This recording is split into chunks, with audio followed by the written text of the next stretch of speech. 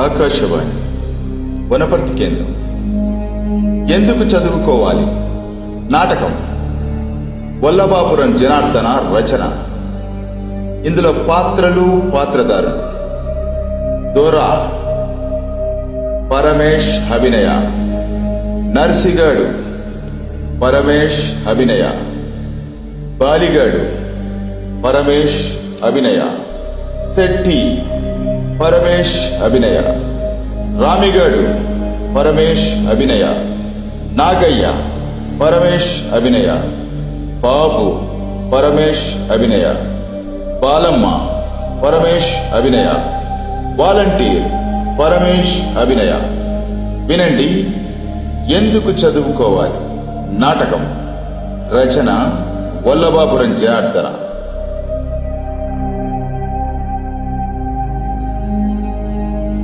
ఒరే నర్సిగా, గొడ్ల కొట్టంలో పని ఎంత అయిపోయిందా? అయిపోయిందరా. పెండెత్తి శుభ్రంగా కొట్టమంతా ఊడ్చిన, ఎద్దుల పైకి అడిగిన. ఒరే బాలిగా, దొరసాని చెప్పిన పని చేసినావా? చేసిన దొర ముబ్బులనే లేచిపోయి అమ్మాయి గారిని చూసి దొరసాని పంపిన అరటికెలా అన్ని ఇచ్చి ఇదే వస్తున్నా. నమస్కారం అండి దొరగారు. ఓ నమస్కారం, నమస్కారం అండి. రండి రండి, కూర్చోండి. ఇదిగో ఈ కుర్చీలో ఇలా కూర్చోండి. నమస్కారం దొరగారు. అంతా కులాసాయి కదా. అబ్బాయి ఎప్పుడొస్తాడు? ఈ నెలలో పరీక్షలున్నాయట, వచ్చే నెలలో వస్తానని ఉత్తరం రాశాడు. మీరేంది ఇంత పొద్దునే వచ్చినారు? ఏమన్నా విశేషమా? మీ అండ లేకుంటే మా బతుకు గడుస్తుందా దొరగారు? ఏంది సెట్టి, చాలా చిత్రంగా మాట్లాడుతుంటావు. ఇప్పుడేం ముంచుకొచ్చింది? ఇయ్యాల రేపు మా వ్యాపారం బియ్యం దంచిన కూలి డబ్బులకు బొక్కిన నూకలకు సరిపోయిందన్నట్లుంది. ఏమైందయ్యా అట్లా మాట్లాడుతున్నావు? ఆ రామిగా లేడు, అప్పుడప్పుడు తీసుకుపోయిన కిరాణం బాబతు 500 రూపాయలు ఇయ్యాలి. 3 నెలల నుండి అప్పుడిస్తా ఇప్పుడిస్తా అని చెప్పుకుంటొచ్చిండు. 10 దినాల కింద 200 ఇచ్చిండు.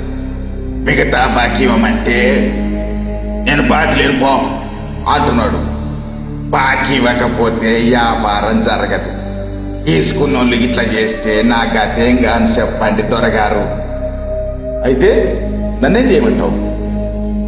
మీరు కొంచెం వాణ్ణి పిలిపించి గట్టిగా బెదిరించి నా పైసలు నాకు ఇప్పించాలి. అలాగే.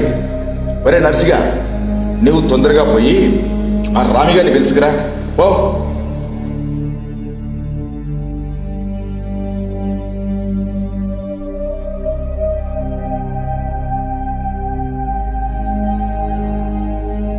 అరే భారీగా, అయ్యా గా పోరగాడు, అదేరా చంద్రిగాడు, గా కుర్మిగాని కొడుకు, మన పసలగా చెటోడ్రా. ఈ నడుమ పొద్దుగాల వచ్చి పసల కొట్టుకపోతలేడు. ఏందిరా సంగతి? దొరా, వాడు రాత్రి బడికి పోతాండాడు, చదువు నేర్చుకుంటాండాడు, తెల్లాళ్ళు నిద్రగాస్తాండాడేమో దొరా. అందుకే బారెడు పొద్దెక్కినాక వస్తాండాడు. మమ్మల్ని కూడా రాత్రి బడికి రమ్మంటాండు. ఏంది? ఆ సేంద్రిగాడు రాత్రి బడికి పోయి చదువు నేర్చుకుంటాండాడా? కూసేగాడిద వచ్చి మేసేగాడిదని చెడగొట్టినట్టుందిరా వాని వ్యవహారం. కలికాలం ముదిరిపోతుంది రాయ్.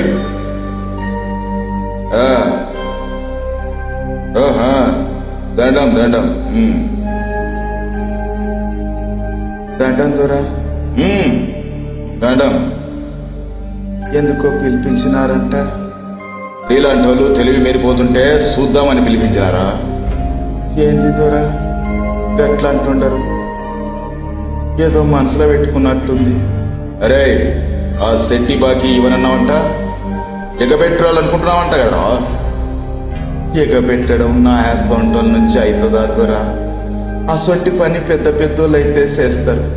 ఏందిరో ఏందిరా దొర ముందర కూడా గట్లనే మాట్లాడుతుండవు. కాళ్ళ వెళ్ళబడి సామాన్ తీసుకుపోతివి, అడిగినప్పుడల్లా ఇప్పుడిస్తా అప్పుడిస్తా అని చెప్తివి. అరే బాలియా, నేను వీని ఇంటికి ఎన్నిసార్లు తిరిగినాను చూసినావు కదరా, చెప్పురా. సావుకారి 5-6 సార్లు రాముగాని ఇంటికి వచ్చింది నిజమే, కానీ మిగతా సంగతి నాకు తెలియదు. ఏరా రామిగా ఏమంటావు? దొరా, బాకీ ఉన్నది నిజమే, అయినా 5-6 సార్లు నా ఇంటి చుట్టూ తిరిగింది నిజమే. 10 రోజుల కింద బాకీ ఇచ్చినాక కూడా ఇయ్యలేదంటే ఎన్నుంచి తెచ్చి ఇయ్యాలి దొరా? అరే అయితే నేను అబద్ధం చెప్తున్నానా? దొరగారు, ఇదిగో ఈ నోట్బుక్ చూడండి. ఎప్పుడెప్పుడు ఏమేమి తీసుకుపోయింది వివరంగా వ్రాసిన. పైసలు ఇస్తే సెల్లు పెట్టుకుంటా కదా, చూడండి ఖాతా పుస్తకం, ఇదిగో చూడండి.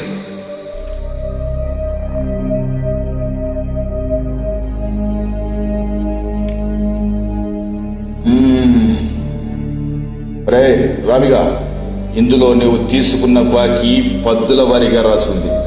మొత్తం 500 బాకీ ఉన్నట్లు రాసింది. 200 వసూలు పెట్టినట్లుంది. ఇంకా 300 బాకీ ఉన్నట్లే లెక్క. ఇస్తే సెట్టి ఎందుకు లెక్కది చేయడు?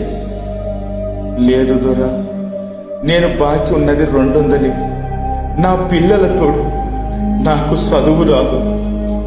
ఎంత ఇచ్చి ఎంత వ్రాసుకున్నాడో నాకేం తెలుసు. ఒరే, ప్రమాణాలు ఒట్లు పనికిరావు. లెక్క తప్పు రాస్తాడా? కాపురం ఎల్లకుంటే 4 రోజులు ఆగమని నచ్చజెప్పుకోవాలి. ఇచ్చేసినట్లు బుకాయించకూడదు.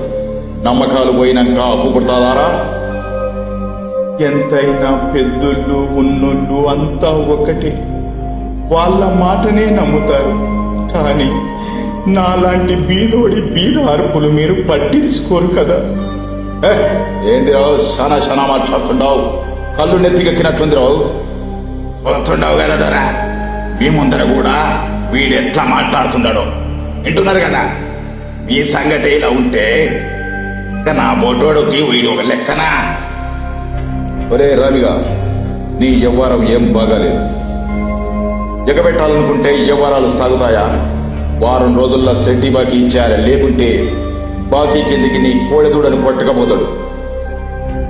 ఏం చేస్తాను, మా బతుకులు ఇట్లాగా అలవడిని.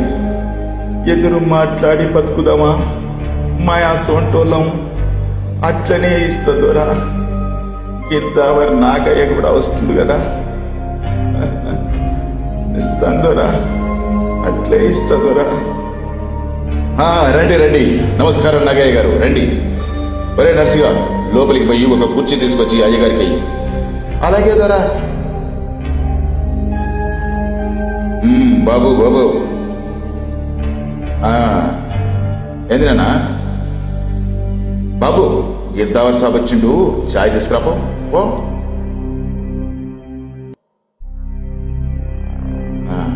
తాగండి గిర్దావర్ గారు, టీ తాగండి. మీ బాబా చాలా చక్కగా ఉన్నాడే. చెప్పండి గిరిదావర్ గారు.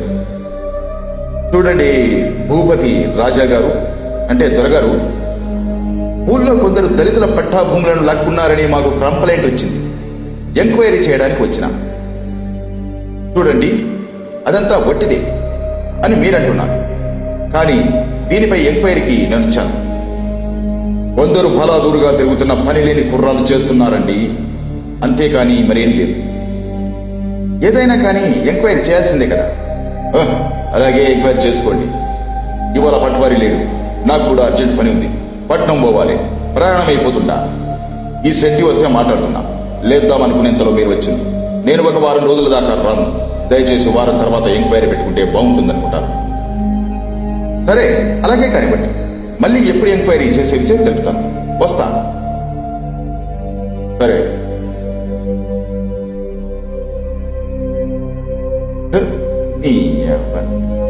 దూరోని వ్యవహారం చూస్తుంటే పెయ్యంతా ఎర్ర సీమలు పాకినట్లుంది. ఏమైందయ్యా? ఎవరితోనన్నా కొట్లాడి